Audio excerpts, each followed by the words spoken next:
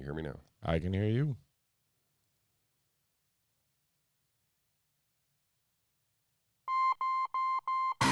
Welcome to sports. Fucking record button. Get your shit together, Hannon.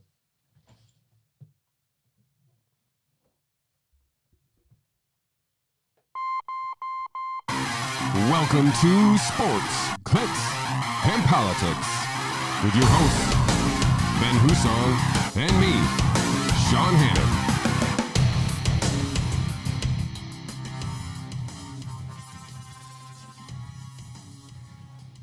Welcome to episode 54 of Sports, Clicks, and Politics. One away from the double nickel. Episode 54. Mr. Hussong, thank you for joining us. How was your weekend? It was wonderful. Anything exciting? It's Father's Day. Yeah, it was Father's Day. It was a very relaxing weekend. Had a good time. Nothing crazy. Just a good weekend. How about you? I'm a big fan of uneventful, so uneventful is always good. Yeah. So I got to watch a little golf. Nice. Always on Father's Day. Well, I guess not always, but back to the norm on Father's Day. There Get to you watch go. a little U.S. Open. Yeah. I like it. So we got a bunch of news stories today. Nothing really. I got a bunch of stuff that I want to kind of run down with you, but no real main thing here. We're going to end with our boy Jeff Epstein, but we got a bunch of stuff here to chomp into. Let's start with the golf here, I guess. Yeah.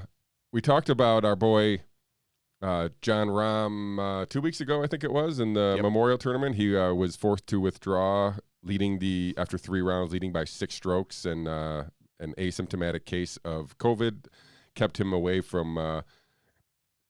I'm guessing winning the Memorial, but he came through 2 weeks later, healthy as can be, and here we are, U.S. Open champion John Rahm. I mean, first off, thank God on his speedy recovery. That was, surprising and unexpected. We were all waiting with bated breath waiting for him to recover here. Yeah, so. Thank God that he somehow, some way managed to get through it. And I'm happy for him because what happened at the Memorial was just wrong. Yeah. So I'm actually happy he was able to come back at this major. He's been playing incredible golf of late, and it's fun to watch. I guess I was cheering for him mostly out of that, and then obviously Phil Mickelson is my hashtag boy. Me too. I was rooting for him as well. So, I kind of like Rahm because people don't like him because people don't like golfers who get fiery. So I like him because of that. It's a gentleman's game. Whatever. So. He's, 25 years old? I mean, let the dude be a 25-year-old, I guess. Soaked up $2.25 million with the first major there for him. So kind of offsets the loss of the $1.6 million he got from Memorial, but it would be better to have $3.8 million, I feel like. I mean, obviously I work in finance, so this is a little complicated and high level, but typically having more money is more desired than having less money. That's just a general principle. But you know what? To quote 90s philosophers, sometimes more money, more problems. Yeah. So maybe they just saved him from himself. Yeah. Like I said, I'm glad to see. I mean, I don't think this is going to be his first major. He's so good and so young and seemingly wants to win everything. So he played well, beat out Louis Oosthuizen. He was on my DraftKings team, won me a little bit of money. Had Louis Oosthuizen and Matt Wolf and Koepka on a team that kind of got me okay. Yeah. Reclaimed my money. Nothing great, but it was a fun tournament, and the U.S. Open is always a fun tournament. It's fun to have the winner play well down the stretch. I think he had birdies on 17 and 18 to win by a stroke, so that's always good. I think Oosthuizen bogeyed 17 and then birdied 18, therefore giving the one-stroke lead to John Rahm. So a little bit of sports. I root for John Rahm in general. I'm glad he won for all the things that we talked about a couple weeks ago. Same. Sticking in the sports here a little bit, we haven't really talked about this at all, only because I know you're not a fan, but the NBA Conference Finals are upon us here. We have one game in on the Western Conference. Phoenix is leading the Clippers 1-0, and we have the Eastern Conference Finals going to start maybe even early as today. I can't remember now. Maybe it's tomorrow, but the Bucks and the Hawks. The Hawks kind of a little bit of a surprising team. Yeah. The Hawks won a Game 7 against the Sixers, and the Bucks won a Game 7 against the, Kyrie Irvingless, banged up Harden and Kevin Durant, Brooklyn Nets team. But two great series, 2 Game 7s. Now we got an Eastern Conference Final, Western Conference Final matchups. I think I'm rooting for Chris Paul. And I don't know if you know, real quick, sorry before I get you go. Okay. Chris Paul and Kawhi Leonard both missed game 1. Kawhi's got a bum knee, I think, for a couple games here, but Paul is under the COVID restrictions, so he basically was forced to sit out of this game. Wasn't he vaccinated? I don't even know. Didn't I read that Does it really somewhere? matter?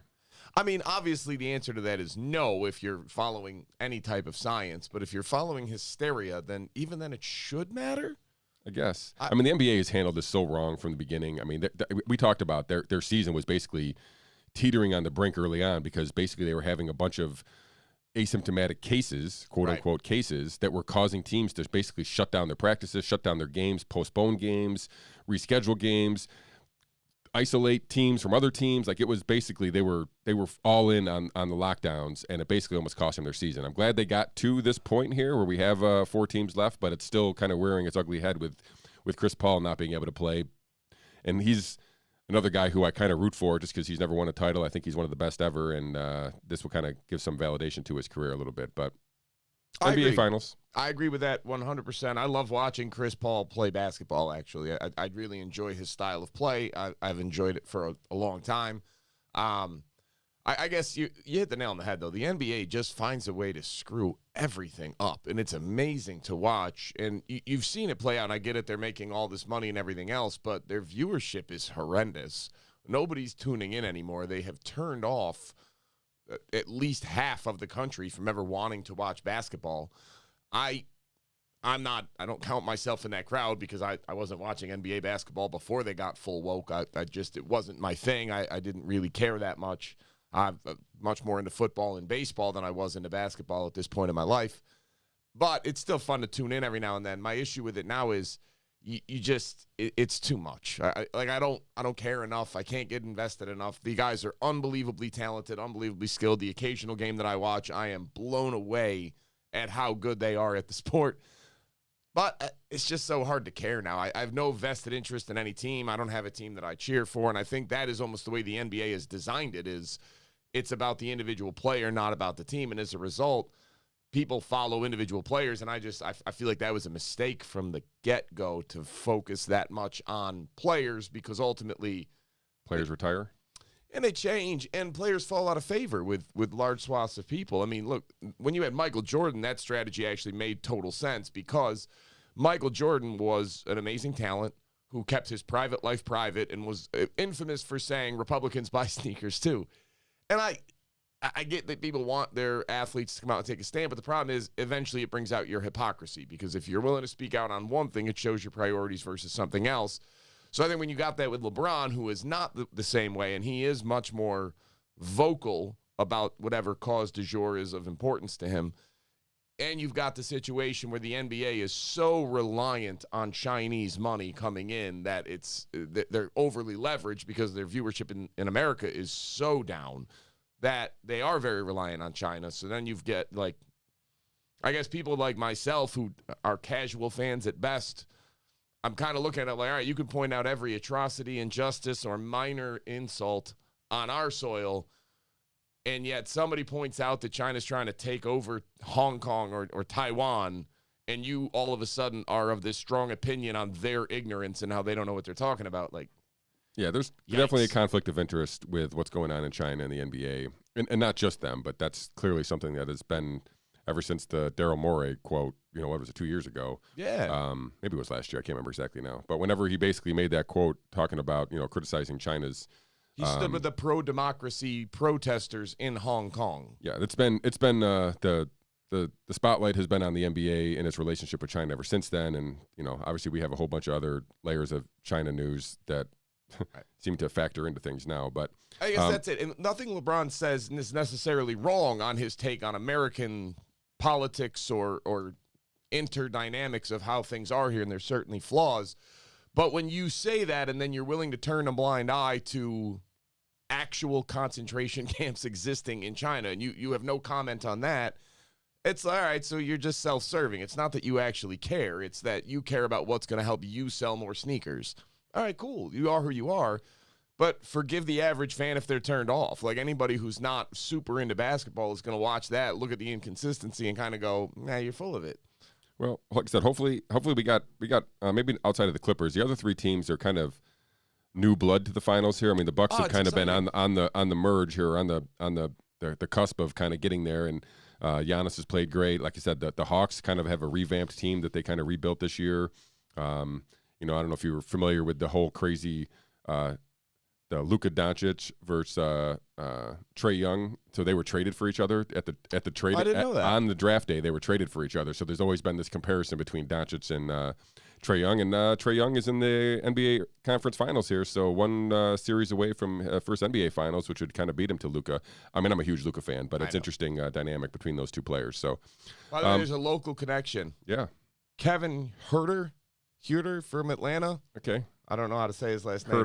Huerter, cool. Huge NBA guy over here. He's a pretty good player, but yeah. So he was the unlikely ginger. Game 7 star, which is obviously why I like him, because that's all the best people are.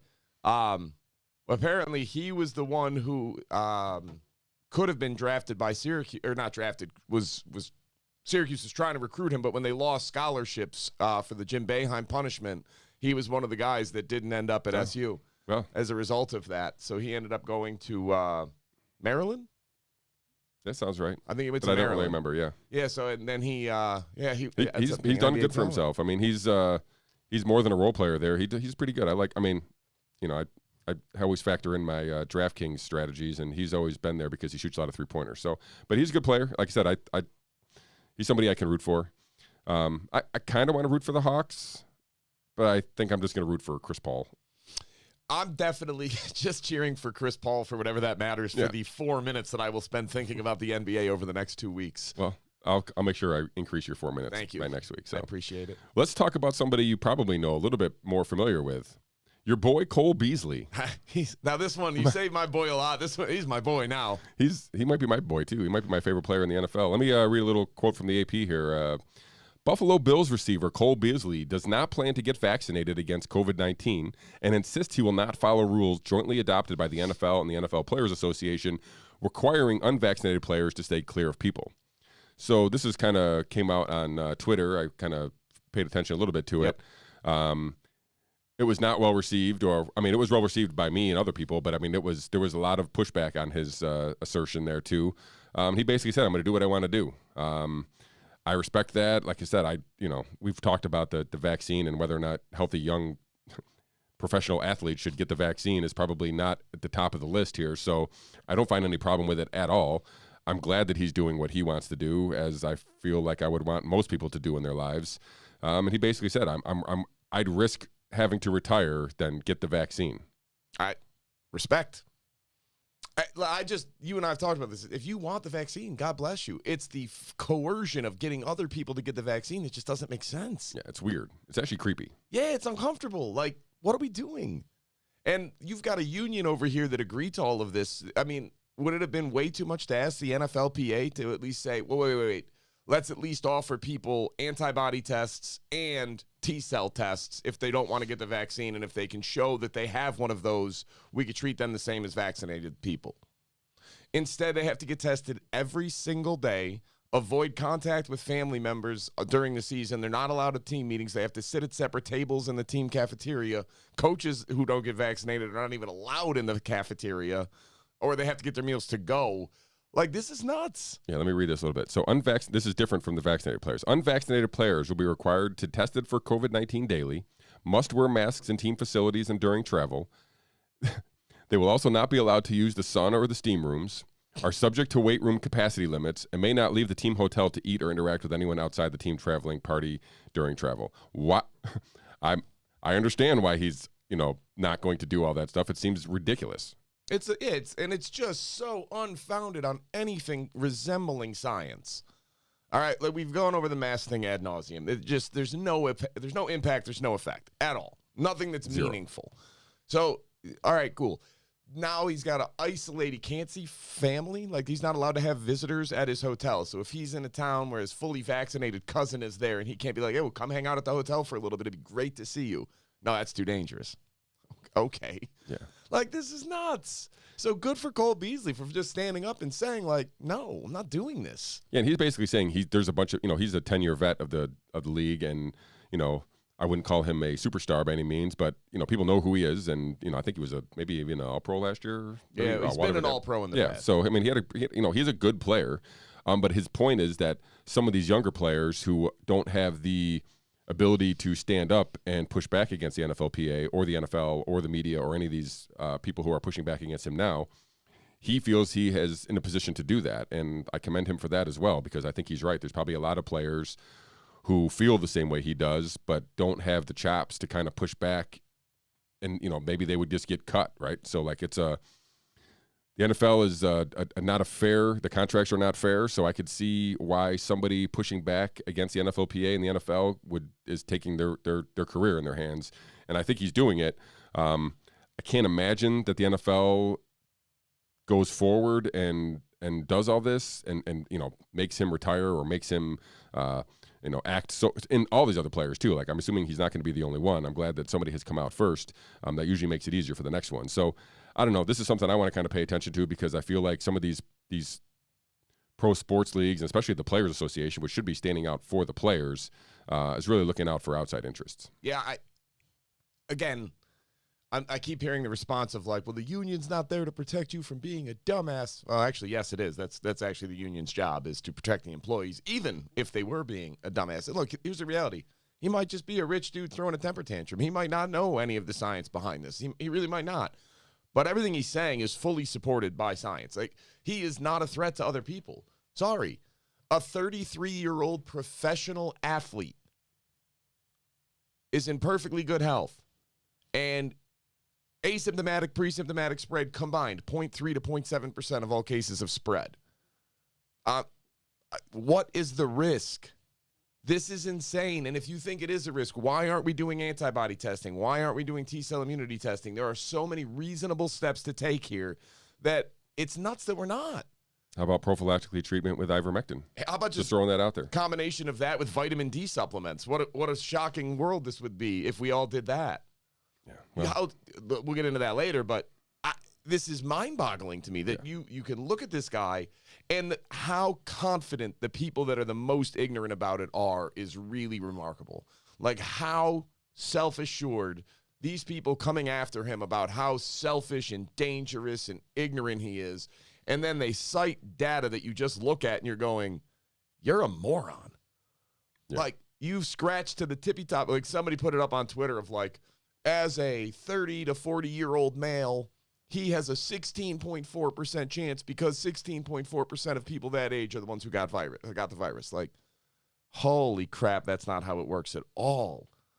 Like, what are you doing? And you want to completely ignore the risk of the vaccine. Well, it's safe. Yeah, again, safe overall means the potential benefits outweigh the risk. It's not that there's no risk. We are seeing myocarditis in young, healthy men at an alarming rate. Doesn't mean the vaccine's causing it, but it's a hell of a coincidence, and we don't know who's getting it and why. Well, that's something we should probably want to know.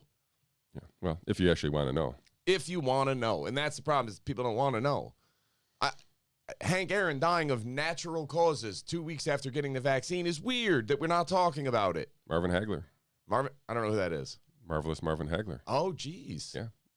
Actually, his opponent Tommy Hearns, if you remember him back in the day, they were the two middleweight, I think, people. Yeah, came out and said Marvin is recovering from a reaction to the vaccine, and then all hell broke loose when that came out. So, and they kind of walked that back a little bit, but still, it's not no risk. Right. There is a risk. We don't know what it is. We don't even understand the risk. Yes, it's probably minimal, but we don't know yet. And this is only after, how long has the vaccine been available? 7 months? 6 months, and we're seeing this? Yeah. There is no guarantee whatsoever that there's not long-term ramifications. You don't know that yet. Sorry, I get it. They've been developing this and working on this for all these years. It's still the first time it's been injected in large numbers of human beings. This is the first time we've ever done an mRNA vaccine like this in human beings. Yeah, we've, only a couple 100 million doses. Holy crap. And of all the stupidity, why, and this is what you and I have talked about this at length, of what is so unsettling is, why are we treating people with antibodies or people with T-cell immunity as if they don't exist? Like, this is nuts. We're offering lottery tickets, free college, scratch-offs, free meals, free beer. for people just to get a shot for a virus that's of no risk to them whatsoever. Like none. Zero. Almost zero. Literally almost zero. Right. I worded it this way. The risk of Cole Beasley contracting and spreading COVID, particularly pre-symptomatically or asymptomatically, is so low that it's difficult to calculate. It is such a minuscule risk that to consider it is laughable if you're doing a genuine risk assessment on this situation. But it's not. It's fear, it's propaganda, and it's groupthink at this point. And that's all you got. And it's so disheartening. Yeah. So, I mean, listen, I didn't stop watching football when the whole flag and the protests and the kneeling and all that happened, because my attitude has always been, live how you want to live, do what you want to do. I don't care. God bless you. If if this turns into a thing where they are actually going to force him into a retirement or not playing because he doesn't want to get the vaccine, that might be the line for me where I just go, all right, I'm done. Yeah. Because it's wrong. You should. I get it that it's a private company and that they can force or whatever, and they have their own rules. I got it. Yeah, but you don't have to engage. Exactly. I'm not telling you they're doing anything illegal, but I'm gonna stop supporting them. I'm gonna stop giving them my money and my viewership if this is the stance they want to take. Maybe we should buy Cole Beasley jerseys. Does he get a cut? I think they get a percentage, but I don't know. All right. If not, I'll buy it off Craigslist from some dude over in Japan. All right. So let's move away from sports into UFOs. Yeah. Sounds perfect segue. So we're supposed to get the Pentagon report about UFOs this week. I don't know, maybe it was Marco Rubio who asked for one of these reports. It was like a Senate committee report. They said they had to. Okay. They gave a date. So I think by the 25th, so sometime the end of this week, we're supposed to get this. Now, some of this stuff was leaked a little bit to the New York Times. Nothing really all that great, but the report isn't expected to say that it's aliens, but it's also expected not to say that it isn't aliens. So we got that going for us. We have both sides of that coin covered. That's I don't know. Like I said, I don't know what to expect. I mean, obviously we've seen a lot of this, the videos and some of the I don't know if whistleblowers is the right thing, but these former government agent employees or whatever are coming out now basically disclosing information that has been, I guess, well known within the intelligence and military circles for at least a few years now. And maybe we'll get some juice out of this. I don't know. I'm excited about the UFO thing. I'm not looking forward necessarily to this report, but it just keeps it in the news. I think that the idea the Pentagon is going to come forward with full disclosure on anything is a fool's errand. It's so optimistic, but I'm excited about the report to see what they will admit. And please understand, whatever they will admit, there's way more that they're not coming out with, guys. That's the simple truth of it. And look, they may not know all of it either. I mean, I'm assuming they know more than they're going to give us out, but I mean, who knows really what they know and what they don't know. I think if you look at it let's draw a correlation here of what we're currently seeing our government do with regards to this COVID vaccine. When people started pointing out UFOs and interactions with aliens and having like genuine radiation burns and stuff that was very telling of actual aliens, the government went out and investigated it. And it's not that they were trying to find the truth. They actually had a plan. This was official policy of our government. They came out and just undercut anybody's credibility who came out and said that they had any interaction or saw it. It was a targeted approach to make these people so discredited that they could be laughed at, and no critical thought had to be given to the issue. Kind of like we did to Trump. Yeah, I mean, it's sort of like seems the like they have a tactic in place that they kind of pull out whenever they need to discredit some play. Yeah. And so they just come out and it's a constant barrage. And if you're not inclined, if it already is confirming your biases, you are very unlikely to turn around and question it. And this is where we joke about it, but we find ourselves consistently in this unenviable position of defending Donald Trump. Like, I don't want to defend Donald Trump. I just want things to be true and balanced. If you're going to report something, report it. And back to the UFO thing, this is the playbook. They come out and discredit you and show all the evidence to show how you're a kook and you're crazy, and they go after your character and they go after your integrity, and everybody else gets the message of like, whoa, I don't know if it's worth it. Like, imagine 20 years ago you actually did have an interaction with an alien. Knowing how everybody who's ever said that was treated, would you have come forward? 20 years ago, probably not. Right. And that's like how they did it. And they controlled the narrative. They controlled the information. And this is the same government we're following now, folks. They didn't get more ethical with time. I'm sorry if that was your hope. They didn't get more transparent since the 1980s. That's not the direction our government has gone. They're not looking to have less influence on our day-to-day lives at any level of government. That's just not the trend. It's not the trend, excuse me. Yeah. So, I'm excited to see what they'll admit to, and I hope it's somewhat eye-opening for people to realize the lengths our government will go to lie to you and to cover things up that they don't want you to know. So what do you think's more, this is kind of on subject, but a curveball for you. Yes. What's more interesting? Aliens are commandeering these or navigating these crafts, or it's remnants of World War II technology coming out of Antarctica? Why does it have to be one or the other? It doesn't. There could be some overlap there, but what if it's just human ingenuity and these, post-World War II, all these scientists from the Germany went down to Antarctica and maintained their science work and developed these anti-gravitational or magnetic-driven spaceships or whatever crafts these are that we're seeing now. I mean, maybe they've been around for a while, but maybe they've actually just been human ingenuity that was basically done with under our nose or outside of U.S. sight anyway, down in Antarctica. I don't know. I haven't seen anything about that, but I was just kind of contemplating that in my head. So there's always this weird Antarctica. There's a base in Antarctica story that I want to try to fit in someplace. So here it is. That's I mean, are you going to tell the backstory of this? Oh, what? Am I supposed to go into the whole I don't think Admiral most Byrd, people understand Operation what you just said. Paperclip, a bunch of bus stuff? Like, I'm not going to I go know into all Operation that Paperclip, Yeah. that was real, and that was when we actually brought Nazi scientists into our own government to develop our own technologies. So and Admiral Byrd went down, basically, this was at the end of World War II. They went down to try to a fleet, one of the biggest fleets ever organized in U.S. history, went down to Antarctica, and they left to retreat in less than a couple days, I think. So something's down there that kind of forced them out of there. I don't know that we know what it is. I'm just wondering if it's these little Tic Tac crafts that were zipping around. So I don't know. Just throwing it out there. It's weird. That did happen, and we don't talk about it. Like, that's not taught in a history class. I've never read that in any official education. But and Admiral Byrd is like a well-renowned, military official. Like, he's credited with going to the South and North Pole. Like, this is not some kind of crackpot. This guy was in charge of some of the biggest fleets in the history of the world, and basically was scared out of the Antarctica, ran out of Antarctica by some enemy of some unknown origin. So by such an overwhelming force that he had no choice but to get out. That he was I don't think they lost many ships. I think it was more they got down there, and there's two schools of thought. There was nothing to see. Okay.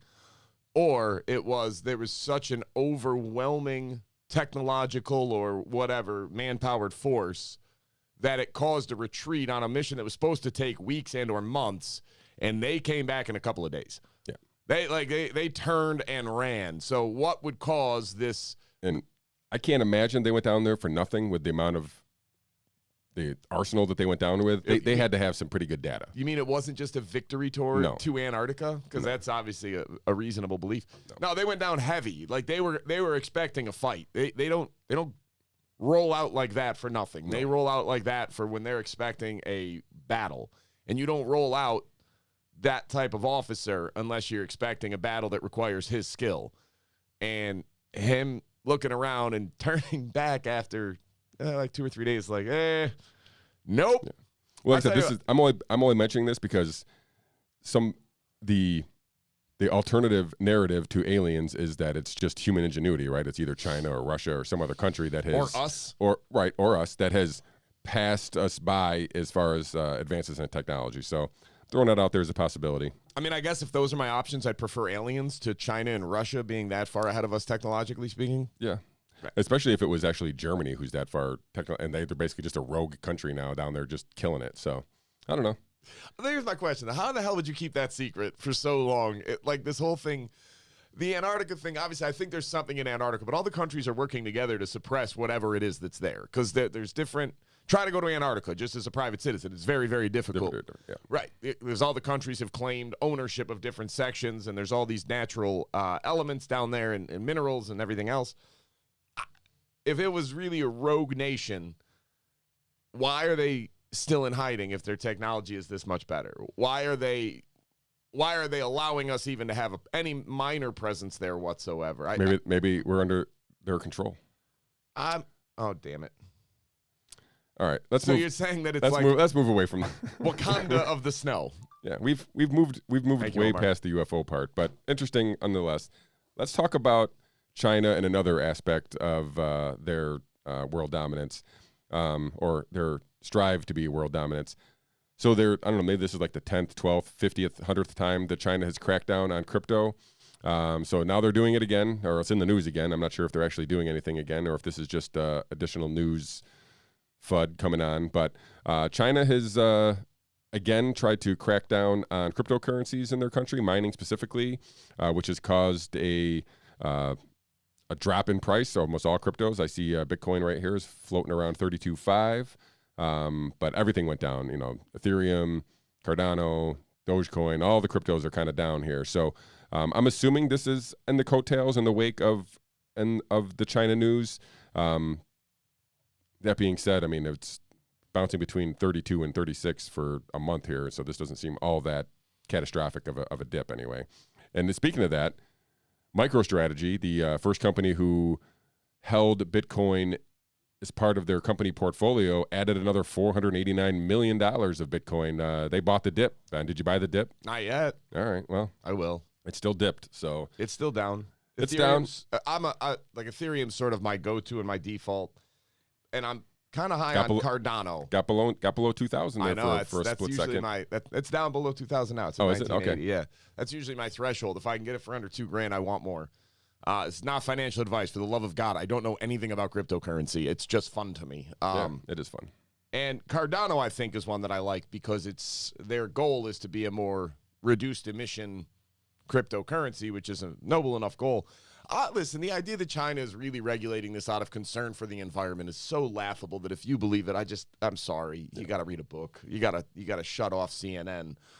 I mean, did you see the thing on CNN where they basically came out and started talking about how I'm allergic to CNN. They actually released something that was like a press release directly from the Communist Party of China, talking about how the Chinese vaccine rollout was so good because of their overarching control and their one-party system and all the benefits that espoused upon the people. And you're just reading it going, what do they got on Ted Turner? What? What are you saying right now of like, yeah, they could coerce and force people into getting the vaccine because they only have one party and the people have no choice. And that's a benefit? Holy goodness, that's not a benefit for most of us. We wouldn't view it that way. Well, that's sad. I mean, I'm thankful that I don't watch CNN, but for all those who do, it's a little scary. It's scary. There's not many of you out there. I've seen the numbers. It's not a lot. Obviously, I don't watch CNN. It came up on my Twitter feed, though, and all I could do was laugh. Like, You're just out here parroting Communist Party of China talking points about the benefits of communism from a particular brand of communism that runs concentration camps, makes people disappear in the middle of the night, and limited the number of kids you could have. All right? Like, this is not a benevolent form of communism, if such a thing even exists. This is a particularly awful brand, and you're out here going, yay, look at how smart they are. Maybe we could be that lucky. Like, you wouldn't be the first ones put up against the wall and disappeared. Yeah. Like, God help me, people. Read a history book at some point. Maybe 2 of them. All right. So Sorry. No, you're good. Let's move real quickly. I want to touch on Project Veritas a little bit here. So obviously you guys know Project Veritas is kind of like a whistleblower site where, or among other things, but that's one of the services that they provide. And they've had a couple local reporters recently, Ivory Hecker and April Moss, both basically disclosed that they were sitting down with Project Veritas while giving live reports. Maybe you saw the second one just came out yesterday, I think. She's a meteorologist, actually, and basically right in the middle of her thing, basically, her live broadcast, basically said, I'm sitting down with Project Veritas this week to kind of talk about suppression of my coworkers. So we have these local reporters who, in the case of Ivory Hecker, basically wanted to run stories about hydroxychloroquine and Bitcoin, were 2 examples that she gave, where her bosses basically said, no, we're not running those stories for varying reasons. But it still seems like if a reporter has a story that they have they deem to be newsworthy, and I think both of those subjects are very newsworthy. Time out. Go You're ahead. telling me that if there was a cheap generic medication that could have drastically reduced the death rate of COVID-19 and it was being used widely in multiple countries and seeing very good results, that people might want to know about that? Yeah, we should have talked about it. That's in the public interest? Yeah, well, Stop. I mean, call me crazy. You know what? You're dangerous. I know. Thank Well, that I know. God we have these news organizations to tell us what is and is not fit for us to read. Yeah, and like I said, the same thing with Bitcoin. I think they made some kind of racial reasoning behind the Bitcoin. They're like, some X percentage of their audience was African American, so they didn't want to run Bitcoin. I was like, isn't that just basically a racist take? We live in the dumbest time imaginable. Yeah, And I mean, it's more than interesting. Let's just say that if you want to pay attention. Oh my God, this is the dumbest time in human history. Bitcoin is racist? Like, what? Holy goodness. And the idea, like hydroxychloroquine, we talked about this a lot last week and kind of laid out the case of, like, look, this is overwhelming evidence to show pretty significant benefit and not much risk. And, you always hear, well, if it was that good, we'd hear about it from the media. And now you have two reporters that are coming out and saying, no, I tried. And they said, no, I was absolutely told I cannot talk about this. So now, and what's happening to them? They're going to get laughed at because it's Project Veritas, and they're going to be besmirched and discredited, and all their dirty laundry will come out. And then you wonder why more people don't come out and point out the complete absurdity of our current media, corporate media machine that we have right now. You can't figure that out, like why people aren't coming forward? Of course it is, because they're going to lose their job. They're going to be totally discredited, and they're going to be basically up to the whims of the public to support them moving forward. They'll open up a Patreon or whatever, and they'll start their own YouTube channel that they'll eventually get kicked off of for talking about ivermectin. And you can't figure out why this problem isn't being discussed. Well, hopefully, these are only two local reporters, but hopefully this will kind of, ring home for a bunch of other reporters, and more of this come out, and then it becomes a story itself. And some of these executives who are pulling the strings behind the scenes, especially if they're pulling strings at the some of these local affiliates, like Ivory Hecker was a Fox affiliate, right? But so they have their local corporate leadership that kind of dictates some things. But if they're getting direction from even the national corporation, then we have a bigger problem, because now you're really coordinated. Yeah, right. It's a coordinated disinformation act or effort, and the only way to get that out is if there's going to be whistleblowers of this type, where people are going to say, hey, I tried to talk about this and they wouldn't let me, and here's my story anyway. So I want to pay attention to this, only because this is only the first two, and then maybe this will kind of, fall along the lines, not that we actually got the results that we wanted to, but right here in New York, we had, one person comes out with an accusation against Cuomo, and then another one. It becomes easier and easier to do that as you see the first couple people do it. So maybe we'll see a domino effect here, and we'll get some additional local reporters who are willing and brave enough to kind of go against. You're guaranteed going to lose your job, so you're clearly making this decision ahead of time, which Ivory Hecker got let go the next day, I believe. So, I mean, I can't believe she was not expecting that, and I was thinking everybody who comes forward will be expecting that. That being said, leave those places. Clearly, if they're not allowing for the information to be out, they're not worth working for. So go find an outlet that is. Start your own outlet. There's plenty of independent places here that, as Ben just pointed out, that you can kind of find a niche and get that story out. So hopefully this is just the beginning of this, but I found the second one came out yesterday, so maybe we have a little bit of momentum with some local reporters. That would be nice. I mean, I don't understand. We talked last time about how my faith in science, the institution of science, has been very shaken. Journalism is another one that it's been very shaken of late. Of like, I get you got a job, and I get you've got family, and you've got bills, and you like your career. And if you cover sports, this isn't your area. If you're like the restaurant guy, this isn't your area. But at some point, we have an entire industry of people who we hold up to this firefighters running to a fire as them running to a story, who by and large, and I'm going to guess 90% plus, are just completely uninterested in digging into this. And so I'm guessing they're uninterested, but I'm also think they're uninformed enough to actually understand what's going on. It's their job to be informed. Sure. Like, these are the people that are supposed to be disseminating the information of public value. But marrying the two with science and the reporters, right? So most reporters do not have any kind of science background whatsoever. What's our but there science background? Should be none. But there should be, there should be a built-in component to some of these things where you're going to get additional information, and maybe the information they're getting is just the biased information from the government or the one side, and that's what we're dealing with.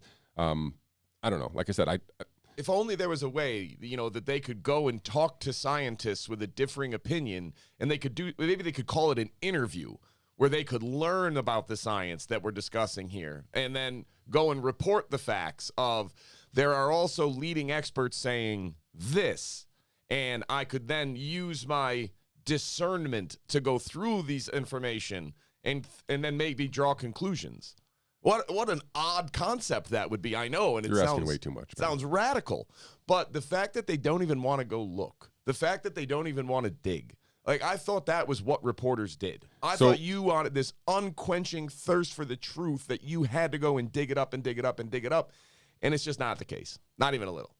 Yeah, now like I said, if they are trying to dig that up and they're being threatened by their job and whatnot, and they're not, they don't think that fight is worth it, I kind of get it, I guess, Agreed. to some degree. I'm not sure that that's happening, but maybe it is happening, and that's what we're seeing out of these local reporters here, that there is some kind of suppression going on, even at the local level, which seemingly, you would think that the local reporters haven't got into the massive forces of the government, right? Maybe they got some local governments and the state, even some state governments, but it seems like these local reporters aren't necessarily getting the pushback from the federal government or these national institutions. They're getting it even from their own local bosses, which is seemingly crazy. Maybe the bosses are getting pressure from the powers that be, but it's a problem that we don't have this information being discussed, and that kind of leads us into our next thing here, because this whole the lab leak origins, the origins of the virus, the treatments of hydroxychloroquine and ivermectin,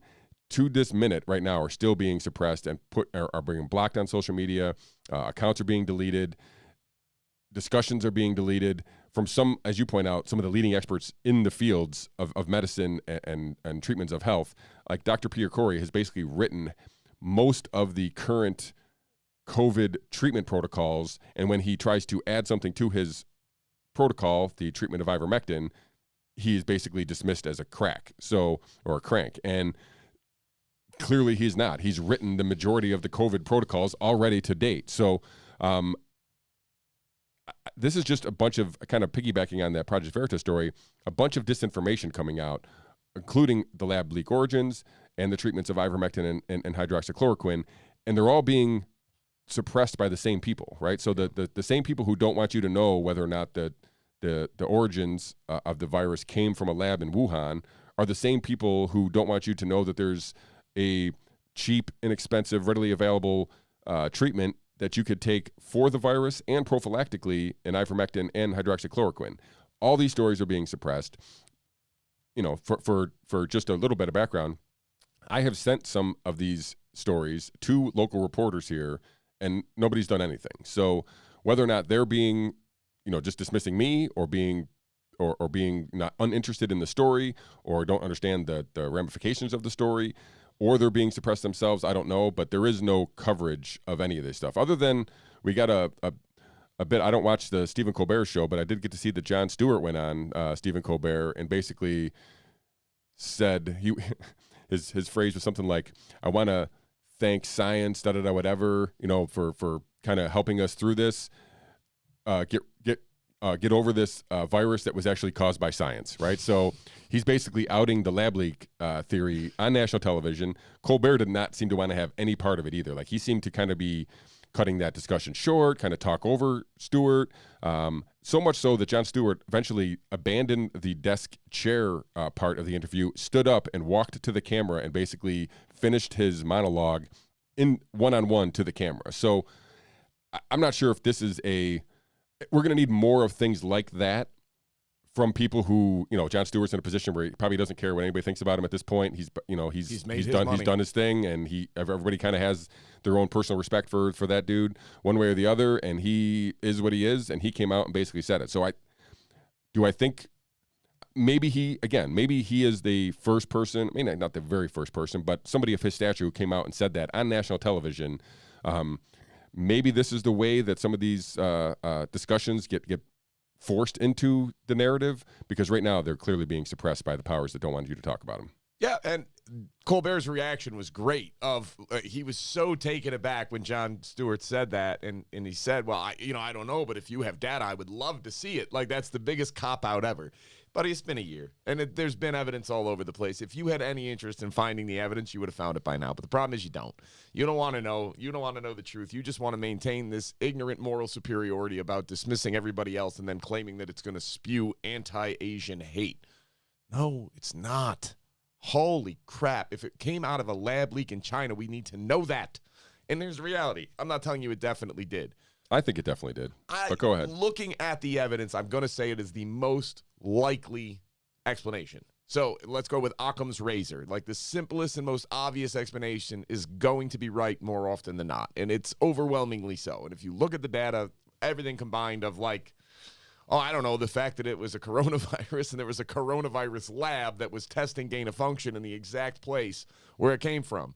And the nearest bats that are not in that lab in the Wuhan province, those bats are in caves, 600 miles away. I think you said 800 one time. 1,600. It is 800. It's 1,400 kilometers, so it's 800 miles. Like, again, guys, it's like we have a virology lab in Syracuse, New York, and a virus breaks out in Syracuse, New York, and we say it was based on bats that live in Savannah, Georgia. Nobody would buy that. And the fact that the virus, I know, and then the counterargument is these viruses mutate all the time and they evolve, and you're being ridiculous. Right, but it just so happened to evolve into the form that is most commonly used when manipulating a virus, and a form that has never been evolved naturally. It's only ever been when humans did it, and this one just so happened to evolve in that exact pattern. Yeah, it basically mutated into a perfect pathogen for humans, right? So, like, that was the thing. Like, all these viruses usually take time to develop ways to attack new cells, and it takes from species to species, it figures it out, and it takes a little bit of time. Not this one.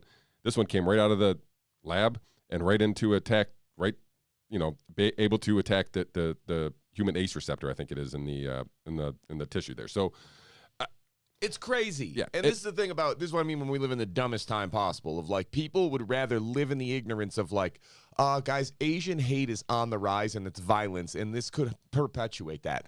I'm not even disagreeing with you. I would want to see way more data, because I think you're crazy if you think that's the direct link, but okay, fine. Either way, you still need to know the truth. And here's my disclaimer. Don't hate Asians. Don't go beat up Asian people, or anybody for that matter. Like, that's idiotic. Did you know that ivermectin was discovered by an Asian? I did. On Japanese soil? Yeah, in Japan. Can we just offset? We can just like cancel each other out. We just get ivermectin into the news. We can cancel all that Asian hate. I mean, look, if people actually believed that the virus was the cause of this Asian hate, then we have a out, if you wanted to, with right. this Asian They got cure. the cure. Like, guys, what in the world are we doing? Like, even if something is uncomfortable, if it's the truth, you still need it, because if you lived in this world of ignorance and fraud, it's not going to go well. So yes, whether you want to acknowledge it or not, the Communist Party of China is full of very bad people, and they are likely responsible for this. And the United States of America, the NIH, probably funded it. Happened. It was our money. Yeah, I'm hoping to get into that. I sent you some stuff today that I want to kind of follow up on. So hopefully we have a bigger story about the whole things that we can connect this story and our next story together. I mean, it's just there, and we just don't want to know the truth, and we want to live in this world of ignorance where we're like, no, we're the good guys, and we would never do that, and Anthony Fauci's a saint, and everybody's so mean. Like, let's talk about a gentleman who was very interested in science, disturbingly so, actually. Jeffrey Epstein is in the news. Several articles about him this week. First of all, there's a new docu-series on the Peacock app, which I'm guessing is NBC, so take that with a grain of salt. But apparently there's going to be an expose on Jeffrey Epstein. Starts the 24th, I believe. I don't have that app, so I'll have to kind of find that someplace else. In that docu-series, they basically make the assertion that Jeffrey Epstein was a government informant and may have been anointed that government, I don't believe this, but anointed this government informant during the Alex Acosta plea deal, and that he was going to give evidence, and that's why he got the plea deal, and he became a government informant. I'm not buying that at all, because I feel like this shit was going down way before 2008 or whenever that was. So that's going on. We also have the Jean-Luc Brunel trial, which is going on, I believe, in France, and Virginia Joffre testified in that case. If you may know, he was Jean-Luc Brunel was one of the premier modeling agencies, or ran one of the premier modeling agencies, and basically recruited girls to the Epstein orbit, and is now basically being tried for those crimes. Again, I came across some stuff today that had some overlap with Ghislaine Maxwell, and some of these scientists included some of this NIH stuff. So I'm going to try to follow up on that a little bit. But to our boys Epstein, just article after article. I'm glad that there are at least more mainstream news services at least touching on the subject. Even Tucker Carlson, I believe, has a segment a couple weeks ago where he basically said Lex Wexner was the money behind Jeffrey Epstein, which may have been the first time I ever heard that actually mentioned in mainstream media. So her trials, Ghislaine Maxwell's trial's not until November now, I think. I'd like to think that she makes it to November, but I can't get enough of the story. I mean, there's just so much pieces, so many moving parts, and if there's a component that actually touches on this COVID thing, it's going to kind of make all sense to me at that point. So right now, because it makes no sense to me. This whole thing makes no sense to me. If you're going to inject the fact that it might have been manipulated somehow by some nefarious person like a Jeffrey Epstein, I'd actually find it more believable. It would actually come together and make sense for you. Yeah. Then. It would make sense to me if he was involved, because nothing makes sense right now. Yeah, I get that. I understand that feeling entirely. It's just so overwhelming how much we're getting wrong, and how much we're getting wrong that there was no reason to get wrong, and how much we are pretending like things are at all just what they're not. Like, masks don't stop transmission of an aerosolized virus. This has been known for decades. It has been. 6 feet distance has no effect on an aerosolized virus. We've known this. This is widely known for a very long time. Now you're getting more into it of like, kids don't spread COVID with any efficiency. I got the Department of HHS sending out paid ads on Twitter talking about how pregnant women are at a far greater risk of COVID than non-pregnant women. Well, we broke that down on the show. Jesus, was that 9 months ago? When the CDC first said it, and it was like, yeah, your risk of hospitalization not pregnant is 1.2, and with pregnant, there's like 0.4 or something like that, and being pregnant, it was 0.7. So they call that a 40% increase in risk. Like, I mean, yeah, but it's not accurate, and you're still putting out this paid ad to encourage women who are pregnant or might get pregnant to get vaccinated. That's crazy talk.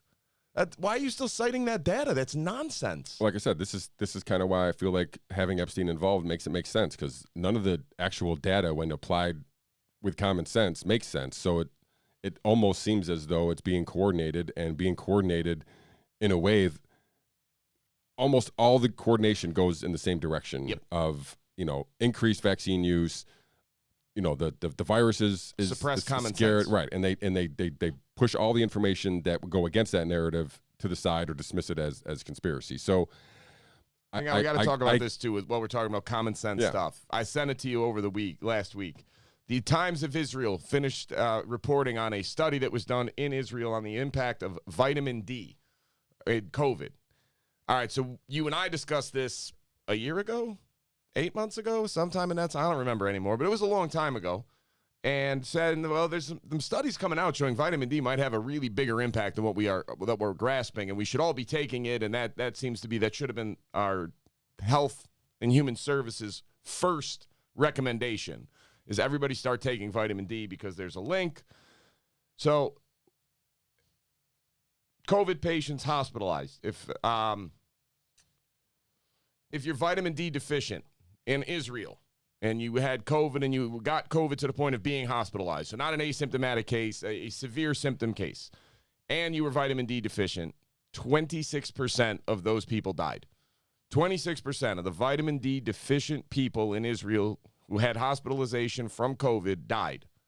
Now, the same group hospitalized people with COVID in Israel who had sufficient vitamin D levels. 3% died. Seems like we should use that information. What is the downside of taking vitamin D?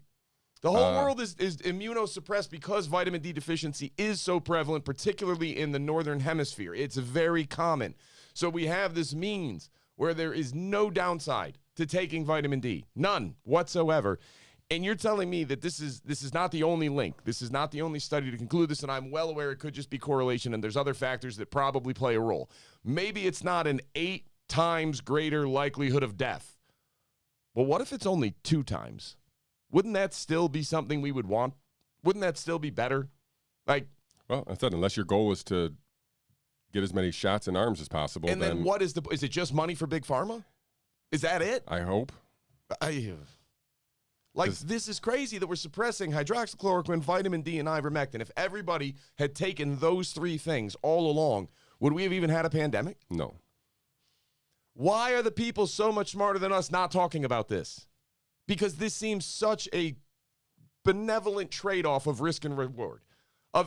Again, last time we were talking about remdesivir is still approved in America by the FDA, even though it has been conclusively shown at every stage of its testing it has no impact on mortality whatsoever. Now, it's low risk profile too, but it has no impact, never had an impact. Not one study claimed it had an impact on mortality. And yet somehow vitamin D, there's at least correlation. Hydroxychloroquine, there's at least correlation. Ivermectin, there's at least correlation, and a lot of it to show that it's going to severely drop the effects of COVID. And it's not even that they're not FDA approved. It's that you're not allowed to talk about them. It'll get you taken off. You could call the quack if you point out that there's a link between vitamin D and COVID outcomes. There's a link. I'm not telling you I fully grasp it or what it is, but there's definitely a link based on every study that's come out. Does that mean automatic causation? No, but what's the risk? People will have too much vitamin D? Probably not. No, it'll probably just be sufficient levels and it'll make them healthier anyway. What would be the downside of somebody taking hydroxychloroquine prophylactically? Any side effect? No. No, and it seems to really help on a drop in the mortality rate. Not a guarantee, but a drop. And then ivermectin, which is definitely the most supported by the research. It's bordering on inarguable. It's bordering on, okay, this is conclusive. Like, the data is so overwhelming. Yeah, Dr. Corey would tell you it is conclusive. Right, it's conclusive. I'm going to, listen, he's way smarter than me. There's smarter people than me telling me it's completely inconclusive. My layman understanding of all of it and looking at the data and looking at how overwhelming the numbers are is going, boy, it's really hard to argue. That this isn't conclusive would take such a turn in the data that we just aren't seeing with any of this. It would have to do a 180. Possible, but unlikely. And we're not even allowed to talk about it. You will get removed from YouTube for talking about it. They are taking people with massive followings who are biologists, who are scientists, who are doctors, and removing them for even discussing ivermectin. And again, what is the negative of ivermectin? None. It's one of the safest drugs, if not the safest drug in the history of mankind. And it's to the point that the FDA is finally going to study this, or not the FDA, I'm sorry, the NIH is finally going to fund a study on the safest drug in the history of humanity. And instead of the 6-month turnaround we had on the brand new vaccines that have never been tried in humans before, it's going to take 20 months. You know who's going to beat that? No. This is going to be a little crazy. President Duterte of the Philippines has basically said, we need to fast-track ivermectin study. They're there. I was not expecting this out of the Philippines guy there. Isn't he like the guy that lived on drug raids with the cops? Yeah. Awesome. Yeah. So he's, I don't know how awesome, but anyway. Yeah, I know. Like from a public policy standpoint, war on drugs, no, that's bad. The idea that a politician's like, hand me the rifle, let's go. If he was a fictional character, it would be awesome. It would be great, yeah. But he's really ruining people's lives, so it's less awesome. But I found this weird. I didn't read the article that much, but I did see that they were trying to fast-track a study there because I guess the Philippines is having some issues there, and it's inexpensive and available. So it could save lives with minimal risk. Like what you're saying about the vaccine is actually true of ivermectin. Of it's safe, and it's reasonable, and it's helping. that every claim you're making about the vaccine that is inaccurate is actually applicable to ivermectin, and you couldn't care less. My God, I've said this comment before, and I will say it again. Apple would kill for the kind of brand ambassadorship the average American will give to Big Pharma. Holy crap, what have they done to earn this level of blind loyalty and adherence to whatever they come out with? And if you say it's because the government's behind it too, my God, do I have bad news for you about their credibility. And their complete and total disregard and disinterest in an individual human life. My God, how ignorant of an education do we have in this country that people are inclined to place total faith in Big Pharma and government?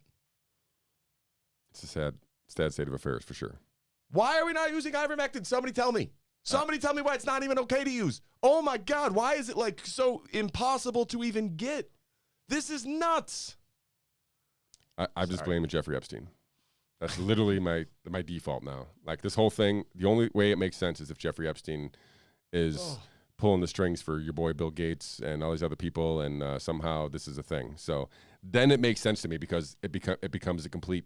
Obviously, it was a sham. It seems like a sham now, and I just need the cause of the sham. I just want to know why, and I don't think we're ever actually going to know why, by the way. But I just want to understand, like, is this really just a money grab? And it might be, but I mean, there's definitely a money grab component. For sure. Does it feel more to you? Yeah. It does to me, too, and I can't shake that feeling. Yeah. Especially early on, right? Because the money grab doesn't happen until everybody is scared of the virus, right? Because there is no money grab unless everybody needs and wants the vaccine. So, yeah, there was this initial, I feel like there was a lot of unsuccessful pushes to get the vaccine. Like some of these, we talked about the lottery and the free goods there, but I don't think that was a major driver of the vaccine because the numbers didn't really go up that much after those. The initial people who got the vaccine were the original people who basically thought it was a good idea, felt scared or felt like it was the moral thing to do and got it. Everybody else is not really being bought off by the propaganda. But I'm assuming that the information for the people who didn't get it is different than the information the people who did. And I don't know where the disconnect is. I don't know. We'll have to get Cole Beasley on the show to find out where I'll reach out. All right, get him. I'll see what I can do. I mean, obviously, a lot in common. We can bring him in studio. Yeah, I have an extra mic. He'd be cool. Yeah. I would love to talk to Cole Beasley just because let's think about how fascinating that guy's story is. He's like a 5'8" white dude that somehow has turned into a 10-year NFL career. And going back to that real quick, here's why I respect Cole Beasley so much. Because I get that people have real bills and real responsibilities, and they might not be able to take the risk that comes with taking this position. So it is incumbent on people who are in a position that can take the stand to do so. And he basically said, listen, I've already made life-changing money. I've made my money. If I don't make any more in the NFL, my life is already forever changed as a result of my time in the NFL. My family's life is different as a result. I've already made that money. So if I don't make any more, I don't care. I will die on this hill, and he's in a position to do it, and good for him because it would be very, very easy to look the other way and just go along and make the money. And the guys who would want to take the stand and are not in a position to because, you make some money getting in the NFL, but it's not until the end of your first 4 years that you make the life-changing money. And they might not be in a position to do that. So good on him that he came in and just said, you know what, it's either going to be somebody in that position or somebody that is young and is new, like in journalism, that doesn't have the responsibilities, the financial burden that somebody does of like, hey, look, I live in a 1-bedroom apartment with no kids and a cat. Like, okay, you have some autonomy and the ability to make that decision too. And the reality is we all have the option. Every one of us has the opportunity or the option to go on record and publicly come after all this and seek truth. But it comes with a consequence, and you have to go in with both eyes open. So my head is off to anybody that does that and who has something to lose.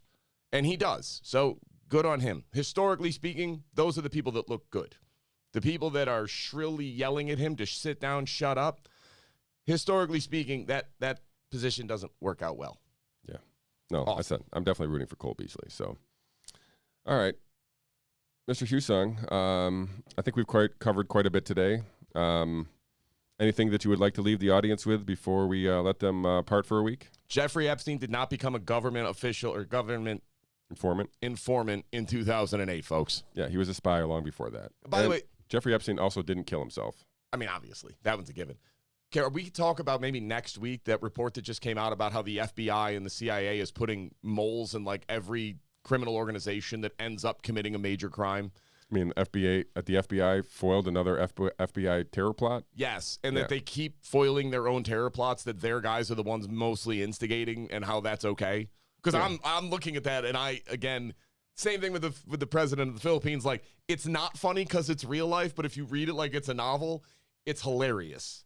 And I'm trying to and it's been going on for a while. Like, there are some reports in there, but this has been going on for decades. The guy that shot up the nightclub in Miami, the gay club, his father was a was an FBI informant for like 16 years. Coincidence. Obviously, coincidence. And the same thing where they had the guy who actually made the bomb for the Boston Marathon bombers. That guy's still free because apparently he was an informant for the FBI too. But he made the bomb. Yeah, no, there's definitely a history of building up patsies and then giving them the materials to get to a point where they might be able to cause harm, and then pull the plug on it and make themselves look like heroes. So, yeah, maybe we can touch on that. I'll try to find some articles about that. It's crazy. I'd rather have Cole Beasley on, but we can do both. Yeah, that's true. I feel like he'd be into that topic too. Probably. All right. Well, on that note, we're all going to let you go here, guys. If you will do us a favor and like and share this video, also subscribe to our channel, hit the notification bell, and you'll be notified when we go live, post new content pretty much every Monday here at noon Eastern. On that note, Mr. Hussong, any words of enlightenment again, or are we good with the Epstein? Epstein didn't kill himself. Ask more questions, and anything that sounds ridiculous, look more into it, because there's a reason you're being made to think it's ridiculous.